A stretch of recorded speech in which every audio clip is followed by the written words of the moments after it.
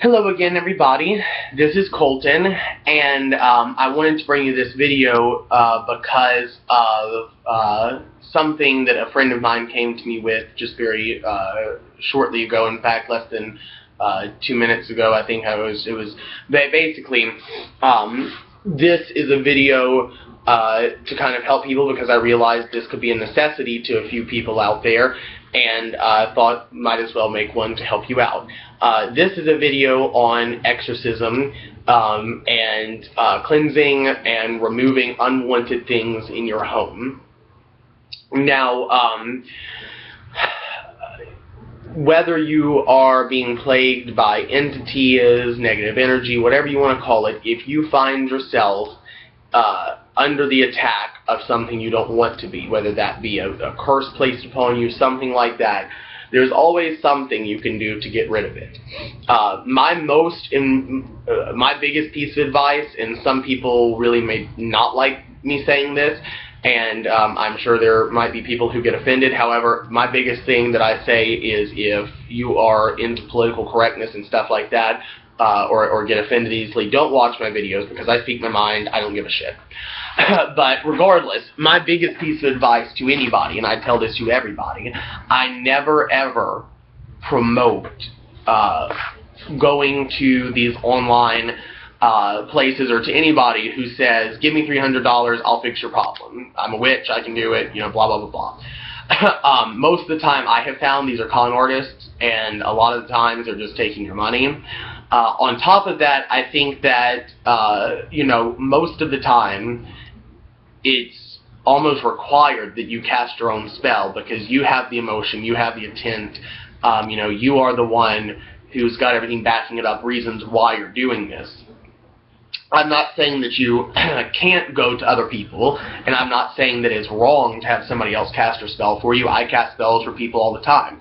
However, I'm saying, you know, best to go to somebody that you know, somebody who's not going to take advantage of you, somebody who's a friend, or at least somebody you know you can trust, and they can help you, or you can do it yourself. Most important thing is that pretty much you can do just about anything that anybody else can do. You know, in certain religions and other contexts, there are certain degrees and orders that, you know, you must have to perform certain things. However, on the basis of traditional witchcraft, anybody can do just about anything that anybody else can.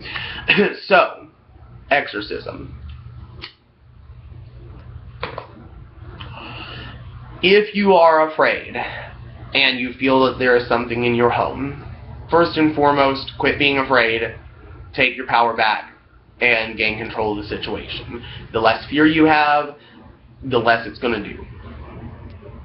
And another thing is that these spells, the good thing and the one thing that I tell people all the time is, you know, whether you really are having something going on or not, it can never hurt to perform some of these cleansing spells. All it's going to do is remove any negativity anyway, which is always some kind of negativity in somebody's home.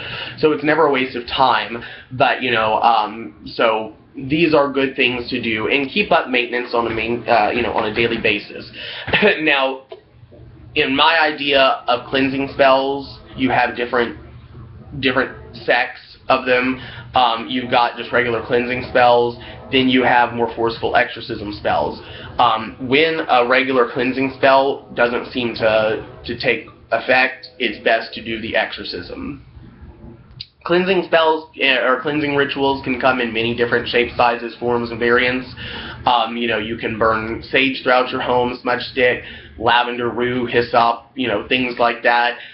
You can, you know, asperge your home. You can ring bells throughout your home. You know, all kinds of things. Those are mild cleansings.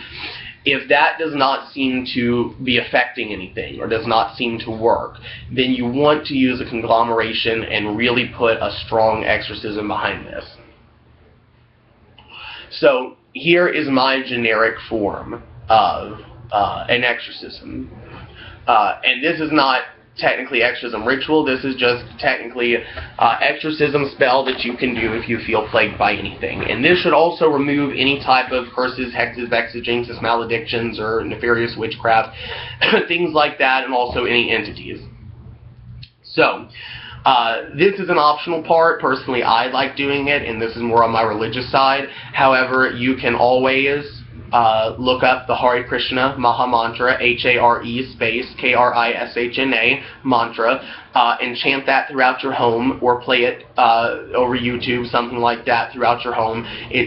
Sound waves are transcendental. They have transcendental sound vibrations. It has transcendental sound vibrations. It's the holy name of Lord Krishna, and anywhere that it can be heard, the vibrations can be felt. It destroys all negativity. It's pure. It cleanses. It brings about wonderful positive energy. So that you can incorporate into this. However, if you are a less religious-minded person, then this is just the basic form. So, what you want to do is gather frankincense, myrrh, and dragon's blood. Frankincense and myrrh always. I love to smudge with frankincense and myrrh. Very, very good, very cleansing, purifying, wonderful atmosphere. It's great. The dragon's blood really puts a nice kick into it, very forceful. And you're going to get a charcoal and bless the charcoal, exercise the charcoal itself. You can do that in any way. However, the easiest way is to say, "O creature of fire, I exorcise you to bring about purity into this home," something along that way, and then burn your frankincense, myrrh, and dragon's blood on that charcoal. Bring it all throughout the home, every corner, every nook, every cranny, every cabinet, broom closet, whatever you want to call everything. Cleanse it. Then go throughout the home whilst ringing a bell and burn white sage, rue, hyssop, mugwort, and rosemary. These will again reclaim and purify this atmosphere and destroy any negativity that is in the area.